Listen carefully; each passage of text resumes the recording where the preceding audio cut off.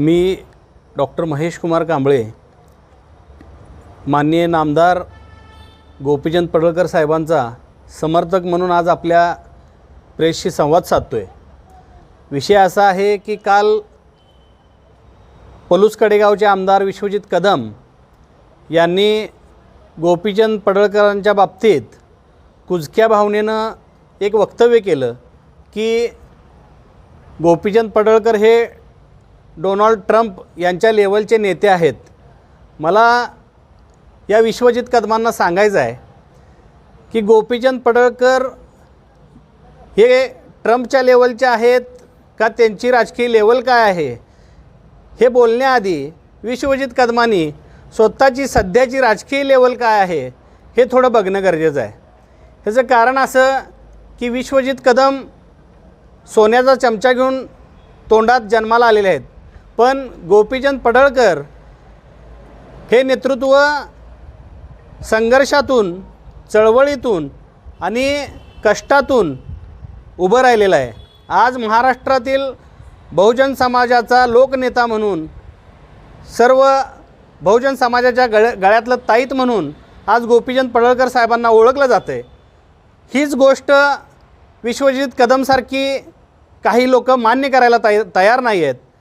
एक धनगर समाजातला मुलगा पाठीशी कोणीही नसताना संघर्षातनं आज आमच्या बरोबरीनं आम्हाला ओव्हरटेक करून आम्हाला फाईट करतो आहे, ही गोष्ट कुठंतरी ह्या विश्वजित कदमसारख्या लोकांना खूपच असावी।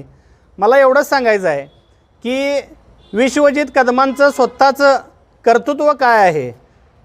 स्वर्गीय पतंगराव कदम साहेबांनी जे एम्पायर उभं केलं, त्या एम्पायरच्या जीवावर आज तुम्ही फक्त गाडी पुढं पळवायचं काम करताय। तुमचं स्वतःचं कर्तृत्व काय ते तुम्ही कधी दाखवलं आहे का?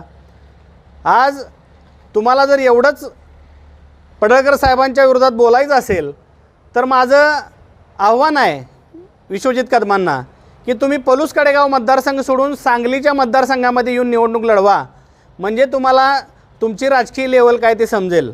आणि महत्त्वाचं म्हणजे मला सांगायचं आहे की या पलूस कडेगावचे ज्येष्ठ नेते नामदार मोहनराव कदम यांना आणि त्यांच्या सर्व संबंधित पाहुण्यांना किंवा त्यांच्या कुटुंबातील महत्त्वाच्या लोकांना बाजूला सारून तुम्ही तुमचं अस्तित्व राजकारणातलं दाखवून द्या, म्हणजे मग तुम्हाला ही जनता मानेल।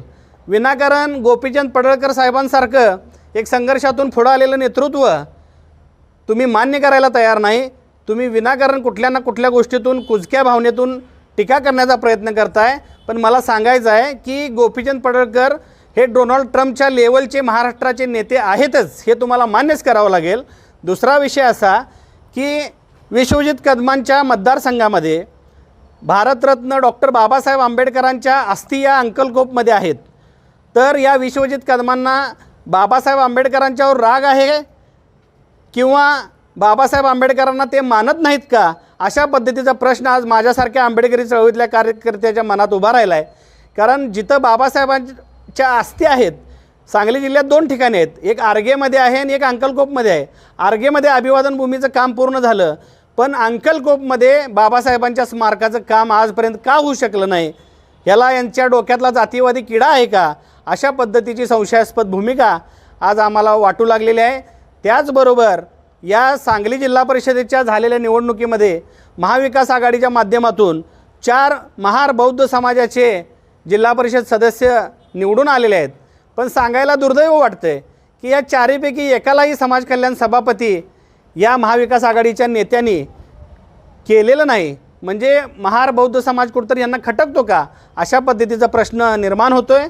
म्हणून मला या विश्वजित कदमांना सांगायचं आहे, गोपीचंद पडळकरांच्यावर बोलत असताना थोडं तुम्ही तुमच्या राजकीय लेवलचा विचार करून बोलत जावा। कारण तुम्ही सोन्याचा चमचा घेऊन तोंडात जन्माला आला आहे, तुमच्या तळागाळाशी, तळागाळातल्या जनतेशी तुमचा कसलाही संबंध नाही। तुम्ही हेलिकॉप्टरनं येता, कार्यक्रम करता, निघून जाता, पण बाकीची मोहनराव कदम यांच्यासारखी जी आधारवड माणसं आहेत ह्यांच्या जीवावर तिथली जनता तुम्हाला स्वीकारते, ह्याचा विसर तुम्ही पडू देऊ नये। आणि गोपीचंद पडळकर हे मोठेच नेते आहेत आणि ते मोठेच होत राहणार। बहुजन समाजाचा दुसरा आज गोपीनाथ मुंडेंच्या रूपातला नेता, लोकनेता आम्ही त्यांच्याकडे बघतोय, ते सगळ्या बहुजन समाजातल्या 12 पगड जातींना सोबत घेऊन त्यांना न्याय देण्याचा प्रयत्न करतायत, म्हणून आम्ही त्यांच्याशी खंबीरपणानं त्यांच्या पाठीशी उभे राहू, अशा पद्धतीचं मी आज जाहीरपणे आपणास सांगतो.